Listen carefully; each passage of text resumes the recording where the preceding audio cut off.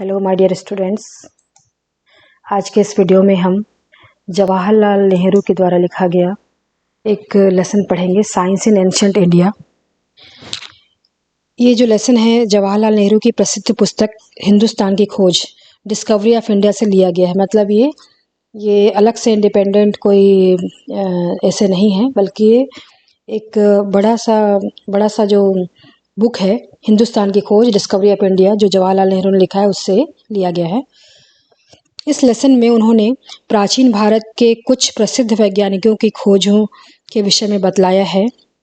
उनके अनुसार प्राचीन भारत में ज्योतिष, खगोल विद्या, गणित एवं औषधि विज्ञान में बहुत अधिक खोजें हुई थीं तथा अनेक प्रसिद्ध व्यक्ति हुए जिन्होंने इन क्षेत्रों में बड़ी उपलब्धियां पाई। अब इसको आगे हम लोग समरी को अच्छे से पढ़ते हैं, हिंदी में ही पढ़ेंगे, फिर बाद में इसका क्वेश्चन आंसर हम लोग करेंगे। प्राचीन भारत में ज्योतिष का अध्ययन खगोल शास्त्र की विद्या के साथ किया गया था। चिकित्सा विज्ञान तथा शल्य चिकित्सा पर अनेक पुस्तकें उपलब्ध थीं। चरक तथा सुश्रुत चिकित्सा विज्ञान तथा शल्य चिकित्सा पर अनेक पाठ्य पुस्तकें लिखी गईं। पुराने जमाने में धन्वंतरी एक बड़े चिकित्सक थे। कुछ प्रसिद्ध अस्पताल भी थे जहाँ पर लगभग सभी प्रकार की बीमारियों का इलाज किया जाता था। अनेक प्रकार की शल्य चिकित्साएं की जाती थी, मतलब सर्जरी की जाती थी, तथा घाव को धुएं के जरिए भरा जाता था। इसे प्राचीन काल में बहुत से जानवरों के अस्पताल भी थे। यह शायद बौद्ध धर्म तथा जैन धर्म के प्रभाव से हुआ था, जिस धर्म में जानवरों को बहुत ही ज़्यादा सम्मान मिलता है, उनकी रक्षा की जाती है। गणित के क्षेत्र में एक युग निर्माणकारी खोज की गई थी। शून्य का चिन्ह, शून्य का आविष्कार तथा जोड़, बाकी आदि के भी चिन्ह भी प्रचलित थे तथा बीज गणित का ज्ञान भी भरपूर था। उस समय सभी गणनाओं का आधार 10 का अंक था। इसका प्रयोग ऋग्वेद के समय से किया जाता था। प्राचीन लोगों को समय तथा संख्या का भी ज्ञान था। उस समय यूनान यानी ग्रीक तथा रोम के लोगों को भी 1000 से अधिक संख्या का ज्ञान नहीं था, जबकि यहाँ भारत में लोगों को ज्ञान था। समय का सूक्ष्म विवरण भी तब उपलब्ध था, जिसमें 1 सेकंड का 17वां भाग भी था। ये सारी जो उपलब्धियां थी भारत में थी, ऐसा जवाहरलाल नेहरू लिखते हैं। लंबाई के नाप की जानकारी भी प्रयोग में थी। इसका प्रयोग विशेषकर दर्शन शास्त्र में, फिलॉसफी में किया जाता था। वास्तव में उस समय लोगों को तारों, ग्रहों की भी जानकारी थी। अतः डार्विन की खोज पर प्राचीन भारतीयों को कोई आश्चर्य नहीं हुआ। लोगों को 1000 से अधिक वर्षों के ज्ञान की भी जानकारी थी। तो इस तरह से हमारा जो भारत है समृद्ध था वैज्ञानिक ज्ञान में, चिकित्सा के क्षेत्र में। इस तरह से जवाहरलाल नेहरू लिखते हैं अपने डिस्कवरी ऑफ इंडिया में, जिसका हम पढ़ रहे हैं साइंस इन एंशिएंट इंडिया। अब हम लोग इसका क्वेश्चन आंसर सॉल्व करेंगे। चलिए, question 1 is answer the following question. निम्नलिखित प्रश्नों के उत्तर दीजिए। Question 1, who is known as legendary Indian founder of medicine? कौन पौराणिक भारतीय दवाई विज्ञान की नींव डालने वाला या संस्थापक माना जाता है? तो answer is Dhanvantari is known as the Indian legendary founder of the science of medicine. Dhanvantari को माना जाता है।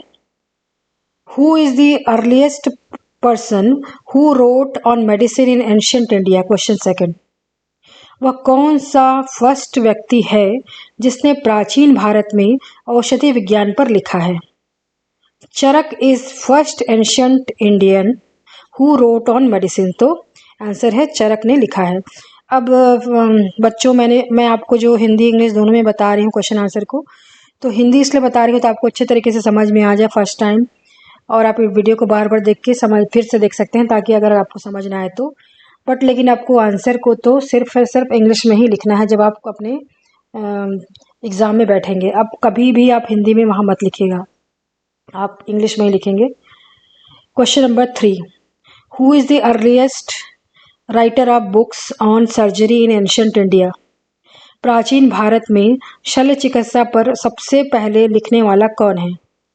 Sushruta is the first Indian in ancient India who wrote on surgery. तो सुश्रुत नाम के इंडियन थे जो शल्य चिकित्सा पर उन्होंने सबसे पहले लिखा है। ये सब वर्ड्स आप लोग को याद करने पड़ेंगे, ये सब वैज्ञानिकों का नाम आपको याद करना पड़ेगा, और जो मेन है जिससे आपको जिससे रिलेटेड आपके क्वेश्चन आते हैं, ठीक है। और ये कोई ज़्यादा टफ भी नहीं है। How were wounds sterilised in ancient India?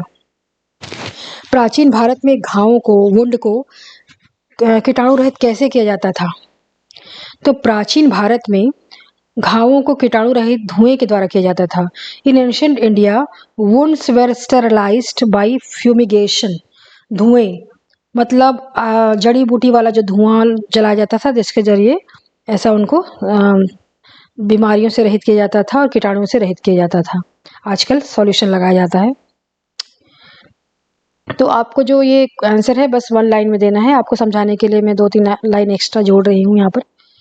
Question number 5, What was probably due to the influence of Jainism and Buddhism? कौन सी ऐसी बात थी जो जैन धर्म और बौद्ध धर्म के प्रभाव की वजह से हो रही थी, संभव हो रही थी, ये बताइए आप। तो क्वेश्चन का आंसर है animals hospitals were opened in ancient India and it was probably due to the influence of Jainism and Buddhism. प्राचीन भारत में एनिमल्स के अस्पताल खोले गए थे, शायद जैन धर्म और बौद्ध धर्म के प्रभाव की वजह से, ऐसा जवाहरलाल नेहरू लिखे हैं, क्योंकि इसमें जैन धर्म और बौद्ध धर्म में जानवरों की रक्षा की जाती है। Question number 6, which epoch making discoveries were made in the field of mathematics in ancient India? प्राचीन भारत में गणित के क्षेत्र में कौन सी युग निर्माणकारी खोजें की गई थी? In ancient India the discoveries about zero sign, decimal value system, the letter of algebra and alphabet denoting unknown quantities were made which were indeed epoch making. भारतीय प्राचीन भारत में शून्य का चिन्ह, दशमलव की मूल व्यवस्था, बीजगणित के अक्षर तथा अनजानी संख्याओं के लिए वर्णमाला की खोजें की गई, जो वास्तव में युग निर्माणकारी थी। ठीक है, समझ में आया आपको? Question number 7, now which figure form the basis of enumeration in ancient India? कौन सी संख्या प्राचीन भारत में गणना करने की आधारशिला बनाई गई? The 10 was formed as the basis of enumeration in ancient India, which was in the use of science since the time of Rigveda. प्राचीन भारत में गणना का आधार 10 को बनाया गया, 10 को बनाया गया, जिसका प्रयोग ऋग्वैदिक काल से अभी तक किया जा रहा है। Question number 8, which was the smallest unit of time known to ancient India? प्राचीन भारत में समय की सबसे छोटी इकाई कौन सी थी?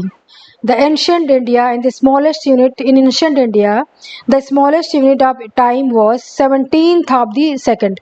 प्राचीन भारत में समय की सबसे छोटी इकाई 1 सेकंड का 17वां हिस्सा थी। सोचिए कितना सूक्ष्म था। Question number 9, why were the discoveries of Darwin not able to make such a turmoil in India? Darwin की खोजें भारत में कोई विशेष हलचल पैदा नहीं कर पाई, ऐसा क्यों? Answer, the Indian had much knowledge about geology and astronomy, hence Darwin's discoveries did not make any turmoil in Indians. भारतीयों को तो भूगर्भ विज्ञान, खगोल शास्त्र का काफ़ी ज्ञान था, अतः डार्विन की खोजें भारतीयों में कोई हलचल पैदा नहीं कर सकी। अंडरस्टैंड?